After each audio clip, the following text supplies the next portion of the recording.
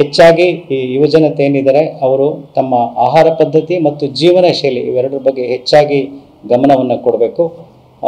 ಗಮನ ಕೊಟ್ಟಾಗ ಮತ್ತು 30 ವರ್ಷ ಮೇಲ್ಪಟ್ಟವರು 6 ತಿಂಗಳಿಗೆ ಒಂದು ಸಲ ಕಡ್ಡಾಯವಾಗಿ ವೈದ್ಯರ ಹತ್ರ ಪರೀಕ್ಷೆಯನ್ನು ಮಾಡಿಸ್ಕೊಳ್ತಾ ಇರಬೇಕು.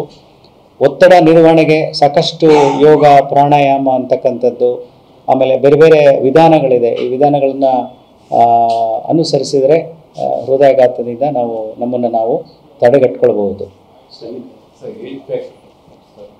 ಈಗ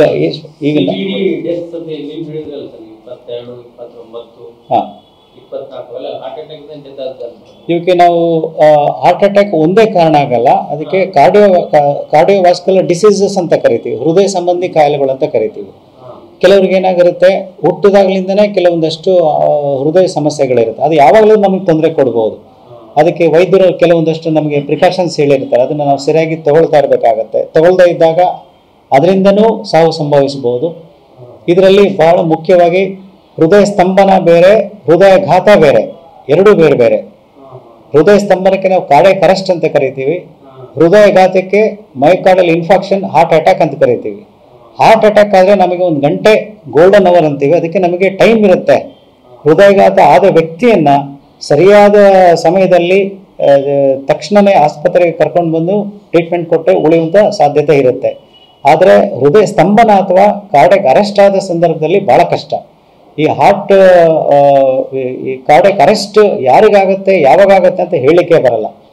ಈ ಕೆಲವರೇನು ತಿಳ್ಕೊಂಡು ನಾವೆಲ್ಲರೂ ತುಂಬ ಆರೋಗ್ಯವಾಗಿದ್ದೀವಿ ಅಂತೇಳಿ ಹೆಚ್ಚೆಚ್ಚು ವ್ಯಾಯಾಮ ಮಾಡೋದು, ಹೆಚ್ಚೆಚ್ಚು ಶ್ರಮ ಪಡೋದು, ವಿಶ್ರಾಂತಿ ತಗೊಳ್ಳದೇ ಇರೋದು, ಆಹಾರ ಶೈಲಿನಲ್ಲಿ ಜೀವನ ಶೈಲಿನಲ್ಲಿ ವ್ಯತ್ಯಾಸ ಮಾಡ್ಕೊಂಡಿರ್ತಾರೆ. ಅಂಥವ್ರಿಗೆ ಸಾಮಾನ್ಯವಾಗಿ ಕಾರ್ಡಿಯಾಕ್ ಅರೆಸ್ಟ್ ಆಗುತ್ತೆ, ಹೃದಯ ಸ್ತಂಭನ ಆಗುತ್ತೆ.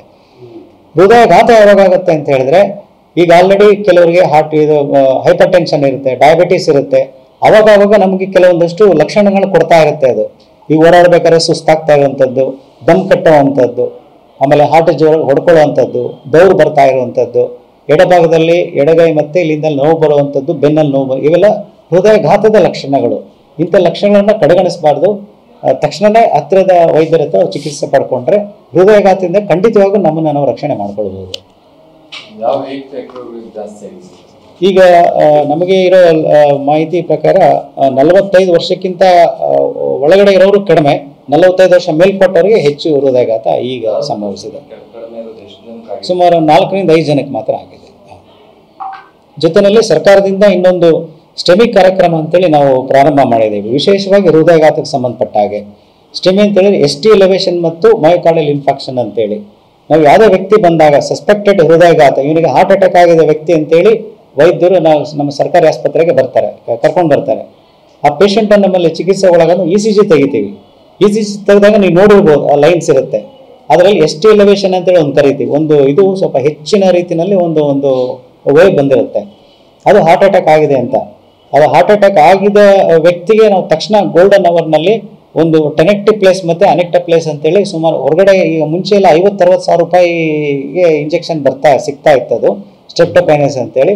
ಅದರದ್ದು ಮಾಡಿಫೈಡ್ ಫಾರ್ಮ್ ಈಗ ಸರ್ಕಾರದಿಂದ ಉಚಿತವಾಗಿ ನಾವೀಗ ಪ್ರಾರಂಭಿಕ ಹಂತದಲ್ಲಿ ಚಿಕ್ಕಟೇರಿ ಆಸ್ಪತ್ರೆ, ಜಗಳೂರು ಸಾರ್ವಜನಿಕ ಆಸ್ಪತ್ರೆ ಮತ್ತು ಹರಿಹರ ಸಾರ್ವಜನಿಕ ಆಸ್ಪತ್ರೆಯಲ್ಲಿ ಪ್ರಾಯೋಗಿಕವಾಗಿ ಪ್ರಾರಂಭ ಮಾಡಿದ್ದೇವೆ.